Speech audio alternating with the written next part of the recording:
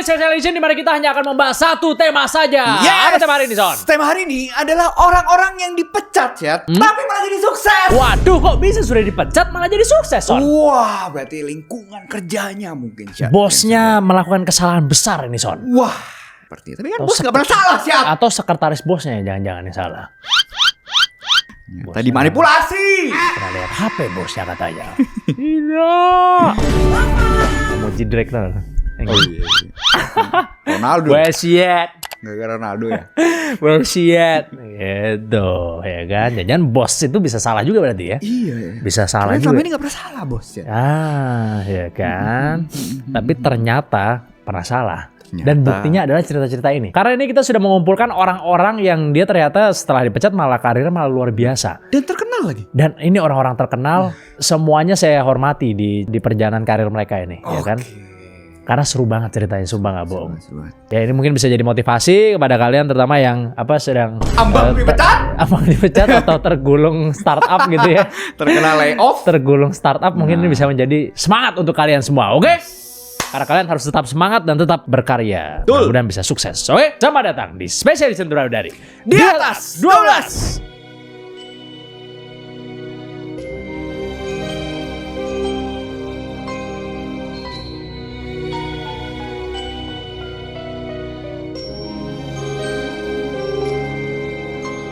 Yang pertama nih ada cerita dari August Horson. Nah, gue tahu lu tidak akan tahu tentang August Horson ini siapa karena lu sendiri nggak tahu tentang horsepower gitu ya. Karena tidak suka dengan horsepower. Jadi buat para penonton yang tidak tahu juga August Horson ini siapa, dia adalah sebuah pengusaha mobil gitulah ya kan, otomotif yang kalian pasti tahu mereknya siapa. Nanti ikutin aja ceritanya, oke? Jadi sebelum punya perusahaannya sendiri, August Horson ini sebenarnya adalah anak buah andalannya Carl Benson. Oh, namanya sudah jelas ini. Benar. Bosnya Mercedes-Benz ini ya. Bosnya Mercedes-Benz, pendiri dari Mercedes-Benz bahkan. Tapi karena Horst ini orangnya terlalu visioner dan ambisius, dia milih untuk resign buat bikin pabrik sendiri. Tepatnya di tahun 1899. Yang pabriknya kemudian dikasih nama A. Horst & Cie. Jadi Horst ini tuh adalah seorang engineer garis keras, Son, yang sangat tergila-gila dengan yang namanya kualitas dan orangnya perfeksionis banget, dan dia juga terobsesi sama balapan mobil, Son. Jadi dia menjalankan perusahaannya tuh dengan seperti itulah, pengen membuat mobil yang bagus, kualitas terbaik dan kencang. Tapi di perusahaan yang dia bangun sendiri, ternyata jajaran direktur dan manajer keuangannya atau CFO dibilangnya gitu ya, itu cuma peduli soal margin keuntungan dan cara menekan biaya produksi doang, Son. Pengennya profit gitu. Tapi emang masuk akal sih kayak gitu sih, ya kan? Dia dibikin kualitas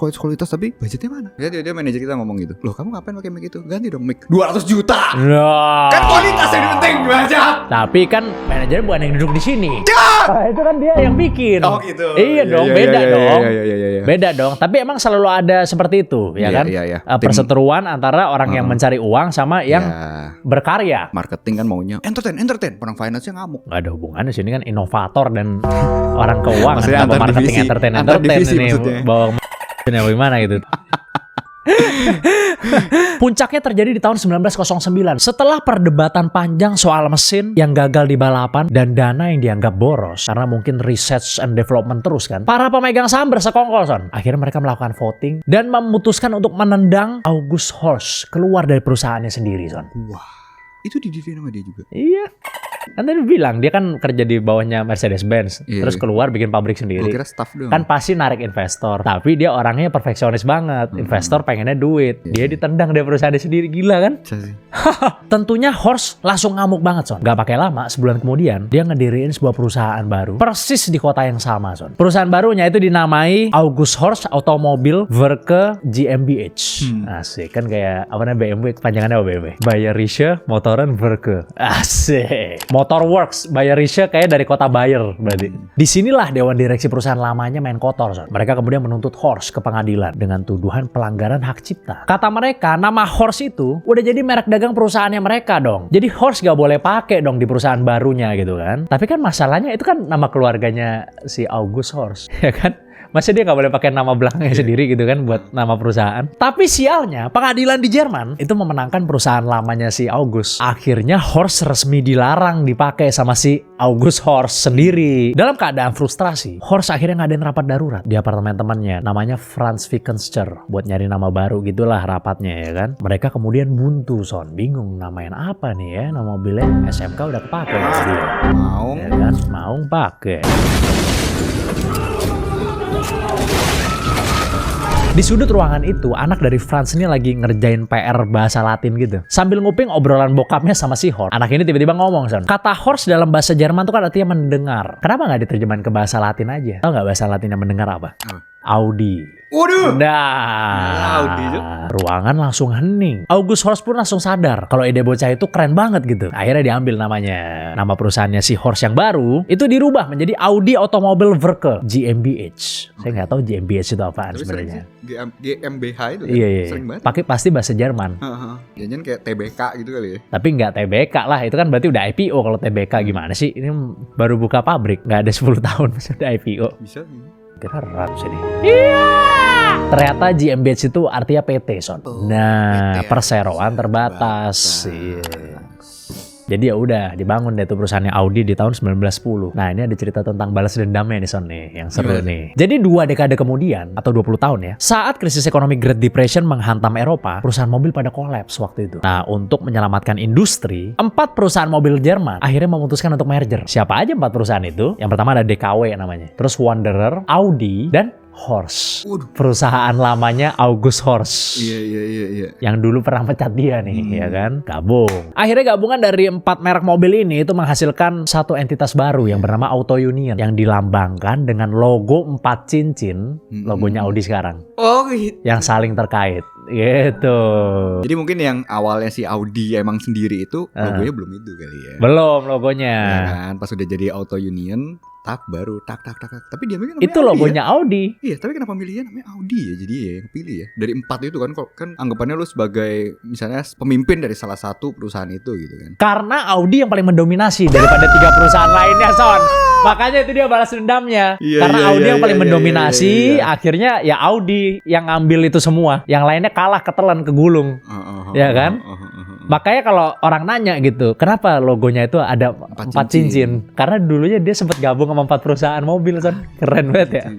Dan yang menang Audi. Hebat sih. Kalau namanya Horst, walaupun itu emang namanya dia, tapi kan kayak aduh, udah trauma masa lalu kan.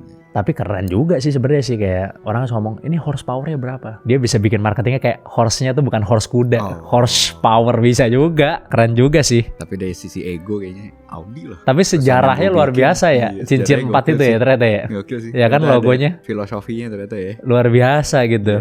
Dia sempat bergabung sama perusahaan lamanya, ngecat dia bergabung juga, terus habis itu dia yang menang, Audi yang menang. Gila. Gitu, Son. Itu dia makanya inovasi tetap number 1. Jangan cuma profit aja. Tapi mungkin pusing harganya beda kali. Mungkin apa? pas zaman Horse itu ya mungkin harga mobilnya sekitar Fortuner gitu misalnya. Audi ya harga Audi gitu loh. Kagak, karena orang keuangannya pengen untung lebih.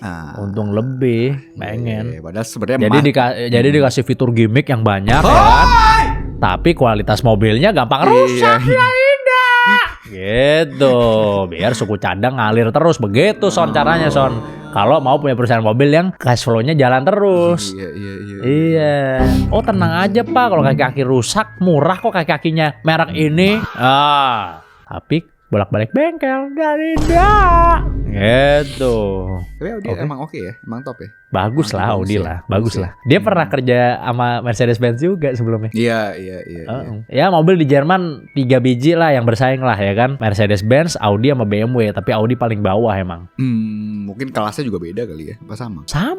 Sama 3 itu bersaing di kelas yang sama. Tapi jarang ya di sini pakai Audi ya emang. Karena Audi telat masuk ke Indonesia. Oh gitu. Jadi Mercedes-Benz sama BMW masuk duluan. Oh, Audi belakangan. Audi belakangan baru ada showroomnya. Telat dia. Dia emang underestimate buying power dari rakyat Indonesia. Dia tidak tahu bahwa rakyat Indonesia ada yang punya 74 kg emas. What did I just tell you? Di dalam rumahnya. Ya kan? Semua showroom Audi bisa dibeli itu.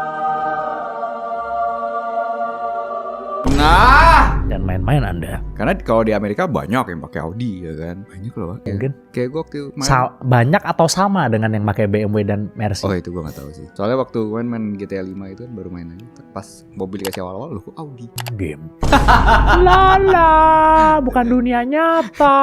Ternyata gara-gara yang masak sponsornya itu ternyata. Tapi luar biasa sekali ya. Itu tapi maksudnya itu membutuhkan otak yang sangat brilian sekali untuk bisa maksudnya dipecat tapi tetap berhasil gitu. Iya, karena kalau sekedar mikirin karena kualitasnya kurang bagus loh, yang lain emang nggak bisa mikir kayak gitu. Ibaratnya karena dia saking jeniusnya dan dia perfeksionisnya dan dia punya skill yang luar biasa juga, which is engineering mobil pada saat itu, mungkin perusahaan ini nggak bisa mewadahi pemikirannya dia lagi gitu loh. Makanya dia dipecat pun dia nggak ada masalah. Padahal sebenarnya tinggal bikin satu PT lagi padahal. Nah, Ya udah, saya biayain kamu ya, kalau saya kamu kasih saham, kamu bikin satu PT lagi yang serah deh kamu bagusnya seperti apa gitu. Kalau emang percaya sama orang itu ya. tapi kan Audi sekarang udah jadi bagian dari VW, Son, ya kan?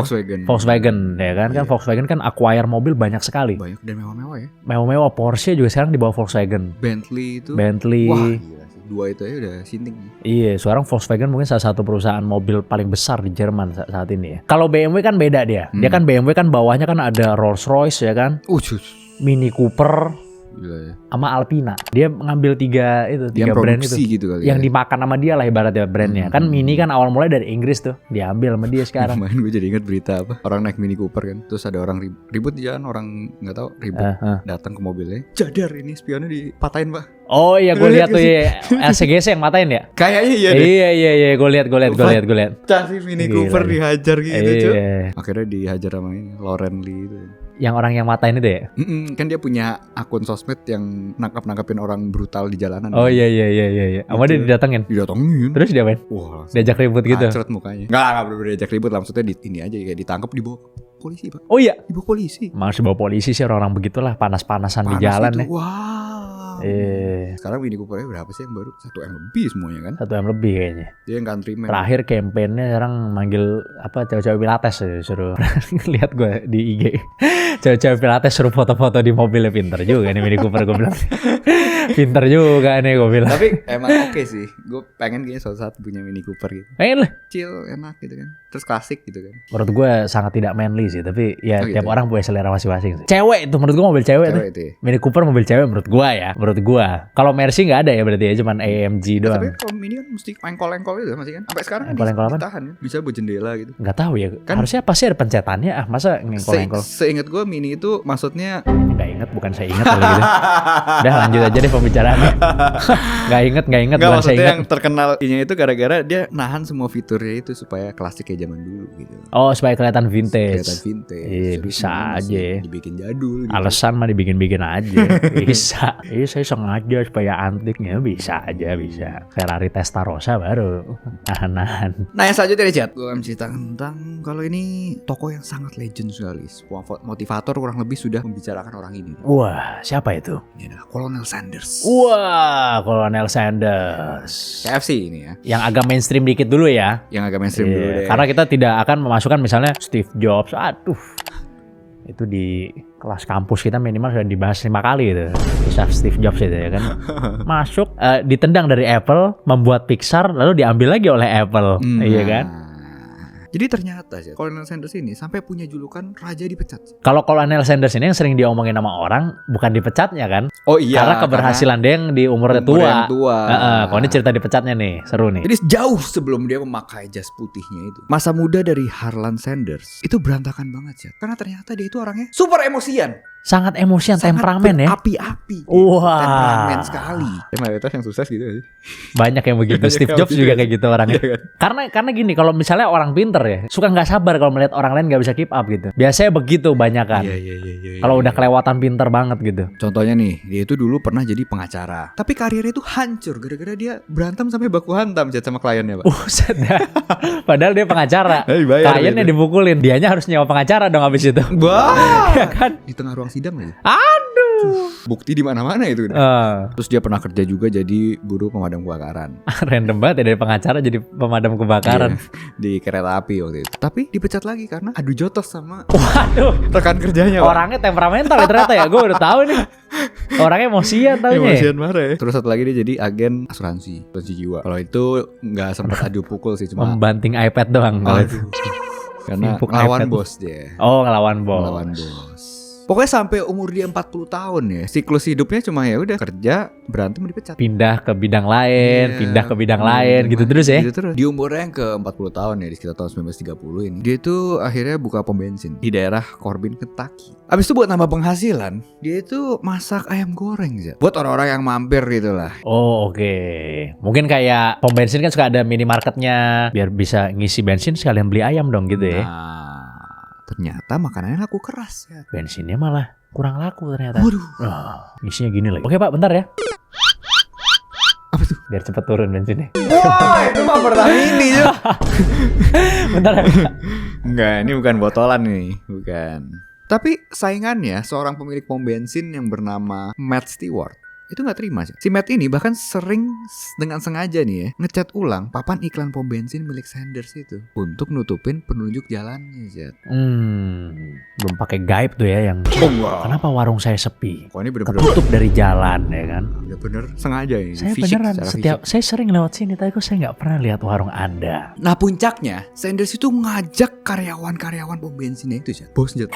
Oh iya pasti ngamuk sih. Orang dia panasan orangnya ya. Nyamperin si Matt itu. Sampai-sampai Matt ini nembak mati salah satu pekerja dari Sanders. Buset dah. Dibalas gitu. Aduh. Adu tembakan gitu. Aduh. Shoot out.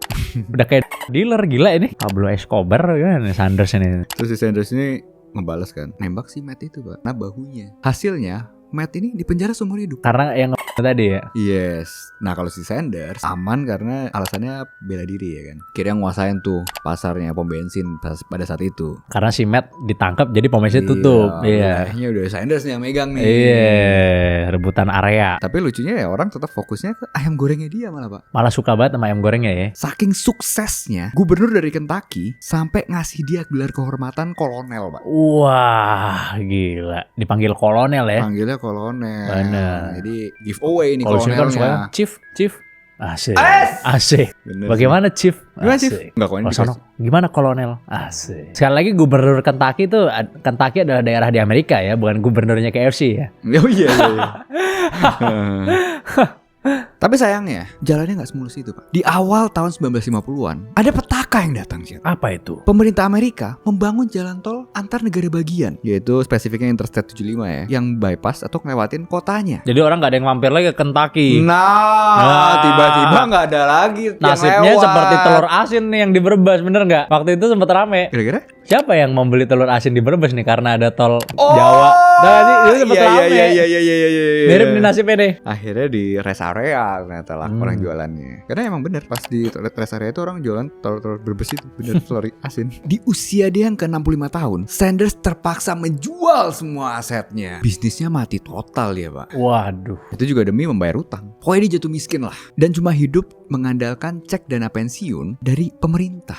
Dan itu juga sebesar $105 per bulan. Buat ukuran Amerika ya buat makan seadanya aja itu. Bener ngepas lah. Nah tapi si Sanders ini gak langsung nyerah, Syed. Pantang menyerah dia orangnya. Menyerah. Apa yang dia lakukan? Sanders ini masukin bumbu rahasia. Yang terkenal itu ya, yang 11 bumbu rahasia ya. Iya, 11 bumbu rempah. Sama panci presto bertekanan tinggi ke dalam bagasi mobil tuanya. Habis itu dia nyetir keliling Amerika, bahkan sampai tidur juga di mobil itu, dan nawarin resep ayam gorengnya ke setiap restoran yang dilewatin. Aduh, dia jualan resepnya ya. Jualan resep, Pak. Waduh, pasti orang-orang pada nggak percaya sama dia. Ini siapa ini? Iya, Orang aduh. tua lagi. Dia nggak tahu ya bahwa suatu saat itu akan jadi gede restorannya gitu loh. Gila sih. Dan bener-bener backbone-nya tuh di ayamnya gitu resep loh. itu sampai sekarang ini Sampai kan. sekarang. Orang juga nebak-nebak ya nggak bisa Bener. Maksudnya sampai yang ngebawa KFC anaknya bisa balapan gitu. Berarti kan, ya kan berhasil banget berarti gitu loh maksudnya. Iya. Ya Ya kan? kan, betul gede itu. Dia itu nawarin konsep franchise juga lah. Dia minta royalti itu sebesar 4 sen untuk setiap potongan ayam yang berhasil dijual ya, di restoran setiap pemiliknya lah. Ya berhubung orang pada nggak tahu ya, dia ditolak, diusir sebanyak 1009 kali sih. Wah, gila. Udah tua lagi ya? Udah tua, ditolak 1000 kali, Pak. Wah, gila banget. Masih jalan terus tapi ya? Iya, manajer kita ditolak 2 kali udah selesai pasti. Lah.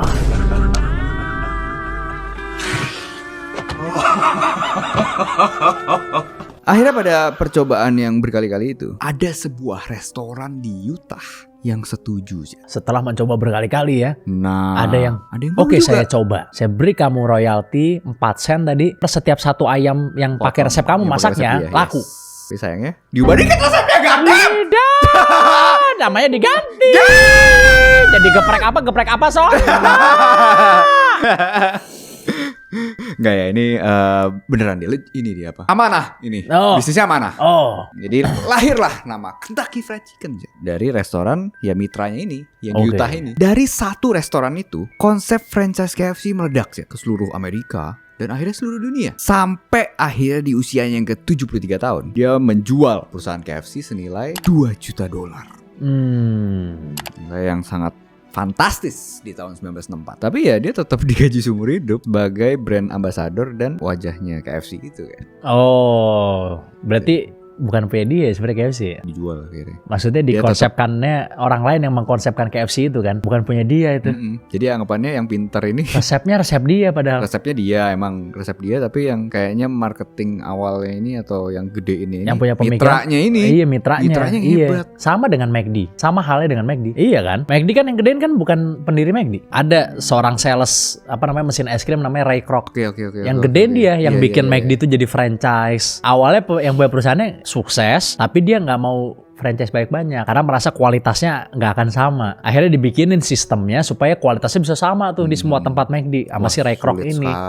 Sulit lah. Central Kitchen kan. Wah, Karena sulit. McD ini itu bikin Ray Kroc terkaget-kaget karena SOP-nya yang begitu rapi dan pelayanannya yang sangat cepat gitu pada masa itu. Mesti nonton sih filmnya tentang Ray Kroc itu. Bagus banget, gue lupa judulnya apa. Jadi awalnya kayaknya dia nggak langsung SOP-nya jadi gitu, langsung bagus kayak sekarang gitu, enggak, bertahap gitu. Jadi awalnya kayak misalnya di negara mana, oh ternyata bahan bakunya beda, tergantung dari negara itu supply-nya atau apa kualitasnya. Akhirnya timbul banyak ini ya, banyak problem ya, banyak masalah ya kan, komplain sana sini. Akhirnya mereka mutusin buat impor dari satu tempat tuh deh, di Amerika itu. Oh iya bisa iya. Iya, awalnya Rotinya apa McD. segala macam juga dari Amerika ya. Tapi ada yang Enggak. bilang katanya rotinya dari Di Indonesia setahu gue rotinya dari sini juga. Oh dari sini juga, Brun Gitu. Gede ya terkenal Brun ya, Gede. yang bikin ya. Iya.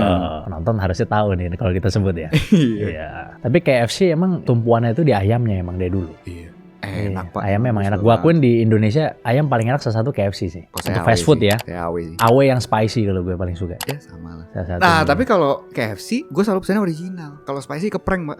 Spicy itu yang crispy kali Yang maksudnya. crispy. Iya, bukan spicy. Iya, bukan spicy, crispy maksudnya, sorry. Jadi kan ada original sama crispy kan. Harus Iya. selalu original, Pak. Karena ya resepnya di situ. Kalau yang crispy enggak. Crispy beda tapi tetap enak juga. Iya, tapi kalau bener-bener resep KFC ya original. Tergantung selera, nggak ada yang ketipu yang ini dong. Loh, Ketipu gimana? Setahu gue nih ya, ini setahu gue ya. Orang Indonesia kan senangnya kan yang kriuk-kriuk, makanya dia bikin ada yang crispy. Setahu gue karena original itu kelamaan masaknya, ya kan. Jadi dia munculin, wah kayaknya nggak kuat nih kalau ngandelin ini doang gitu, kelamaan gitu pemutarannya segala macam. Dibikinlah crispy ini. Lebih simple. Ya salah satu alasannya mungkin. Iya, karena lu perhatiin deh KFC yang kecil. Tapi itu dua ayam yang berbeda dan di Indonesia gue yakin crispy lebih Crispy laris. lebih laku sih. Karena lebih seneng laris. yang kriuk-kriuk Iya. gitu loh. Tapi kalau lu perhatiin di KFC yang kecil-kecil ya di mall gitu ya, yang kecil lah pasti nggak ada yang original, crispy semua ayamnya. Lu perhatiin Karena best seller di Indonesia yang crispy. Ya, yakin gue berani taruhan. Panggil deh yang bawa KFC ke sini. Mau nggak duduk di sini nih yang bawa? Kalau nggak anaknya deh yang balap boleh deh di bawah sini. Gue tanya ntar ya.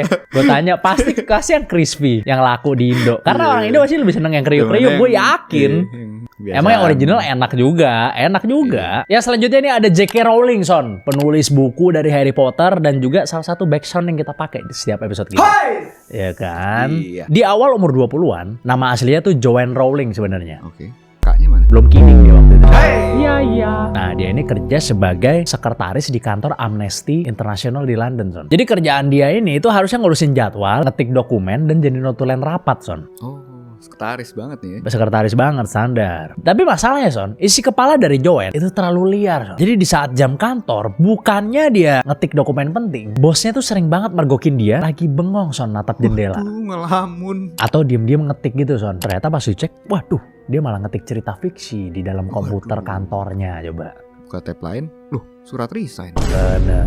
Bosnya akhirnya ngamuk dong ya kan. Ngeliat kok punya sekretaris banyakan ngelamun. Kalau enggak dia ngetik. Pas dilihat kok ngetiknya malah ngetik cerita fiksinya dia sendiri. Nah. Dan pakai komputer kantor lagi ya kan. Waduh. Wah. Akhirnya dia dipecat sama bosnya. Karena dianggap nggak fokus dan buang-buang waktu perusahaan. Nah. Sebenarnya apa sih cerita fiksi yang diam-diam dia tulis di komputer kantor itu? Ternyata itu merupakan draft awal tentang seorang anak laki-laki berkacamata yang tahu-tahu dapat surat masuk ke sekolah penyihir. Nah, benar itu adalah draft awal dari Harry Potter yang dia tulis. Iya. Emang dia akhirnya ngakuin ya kalau masih nggak kerja.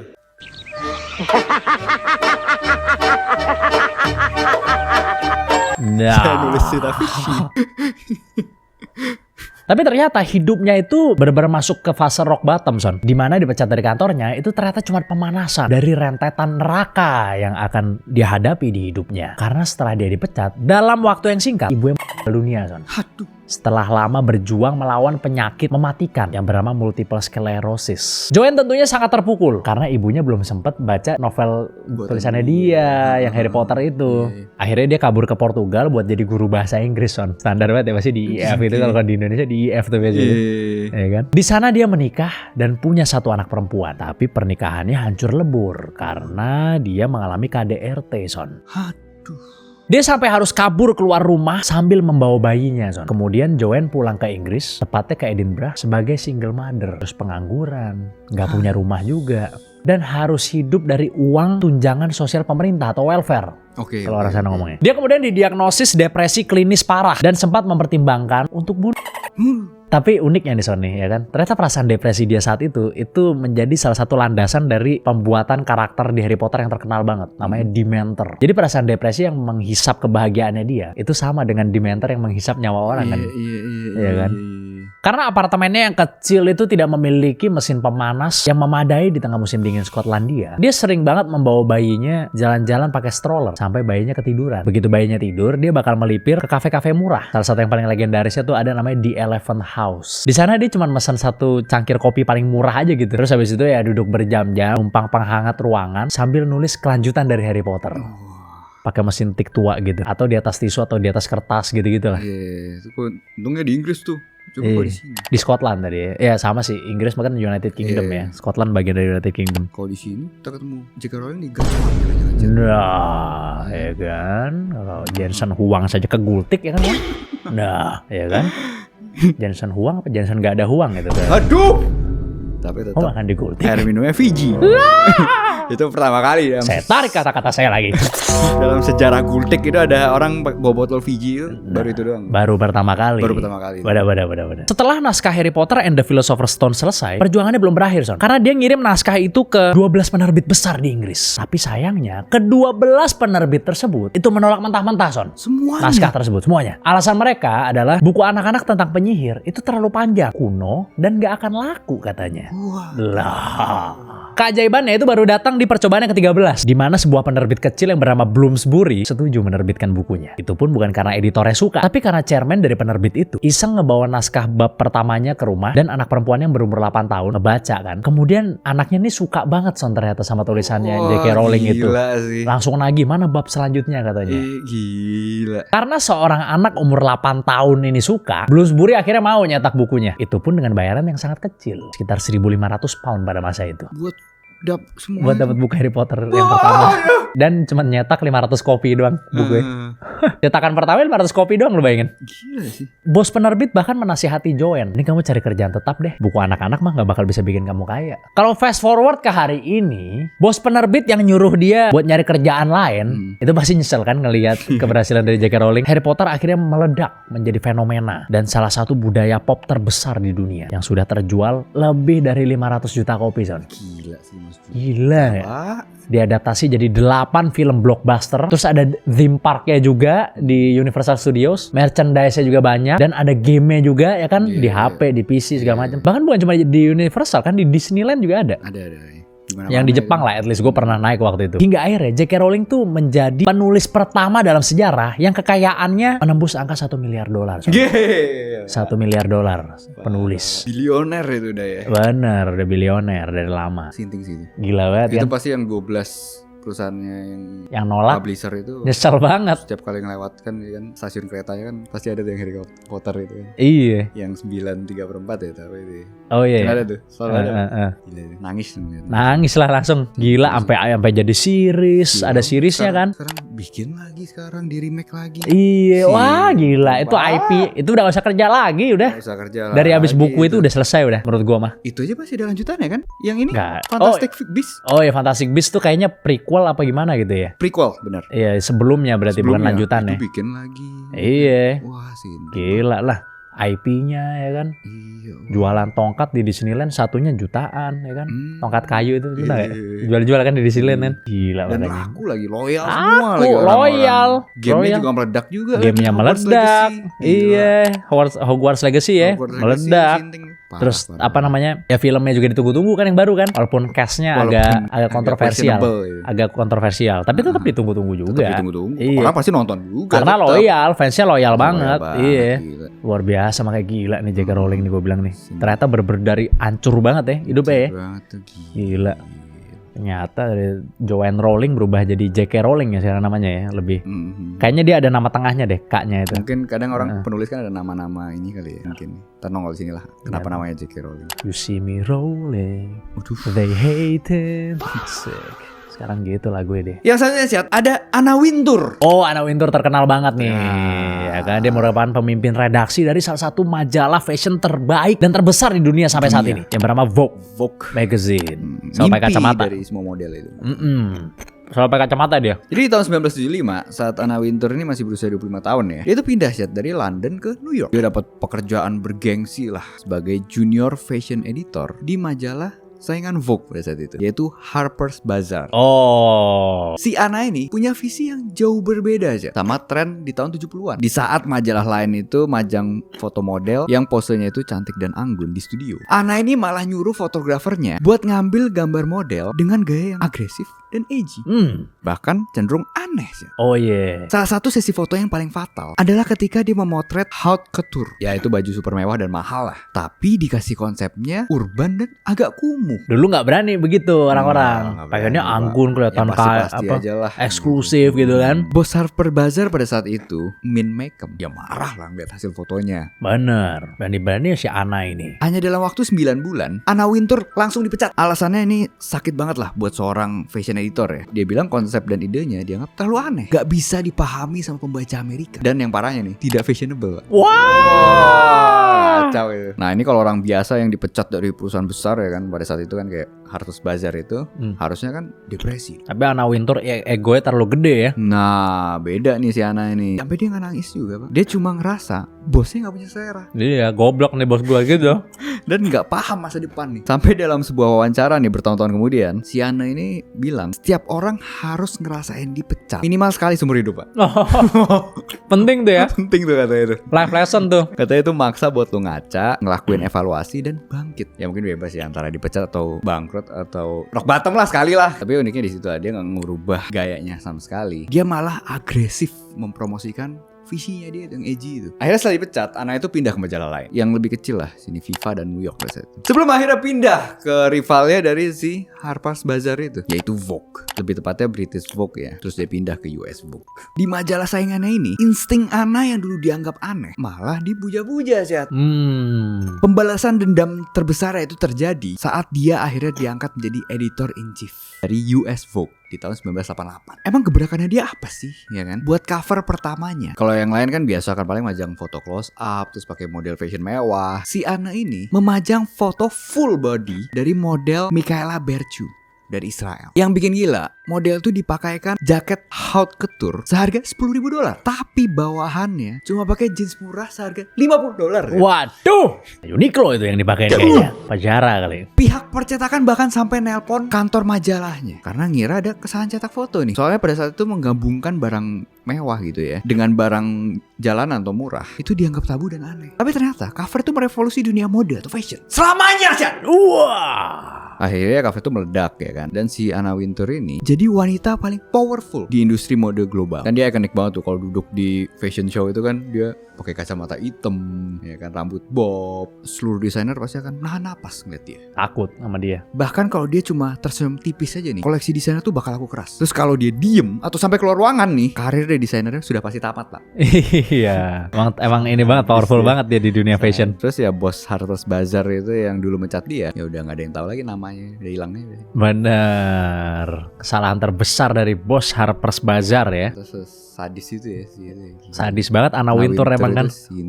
Gue terakhir kemarin ngeliat ini Shandy Aulia tau ya, yang artis Indonesia foto sama Anna Wintour tuh. Iya gue liat di Explore IG gue tiba-tiba kok keluar gitu. Gak pernah buka. Kayaknya gak pernah liat cewek gue.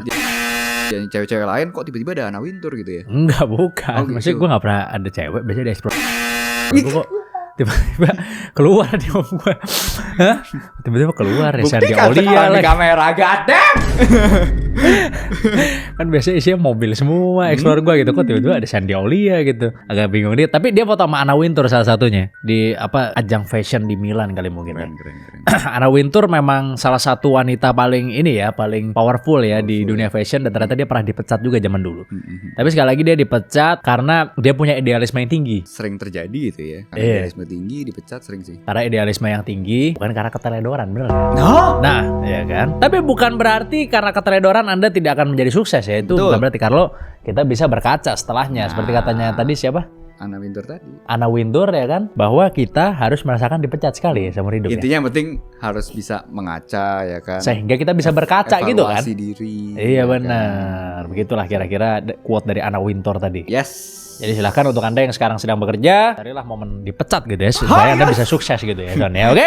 Oke kalau gitu, terima kasih banyak buat kalian semua yang udah nonton special edition kali ini. Mudah-mudahan kalian suka dengan tema yang satu ini gitu ya. Langsung aja tulis di komen, kira-kira kalian pengen kita bahas apa lagi di episode yang selanjutnya, oke? Yes, siapa selalu komen, like, dan subscribe video kita. Jangan lupa jadi member dan Discord link di deskripsi semua. Sampai jumpa di special edition selanjutnya dari Di Atas 12.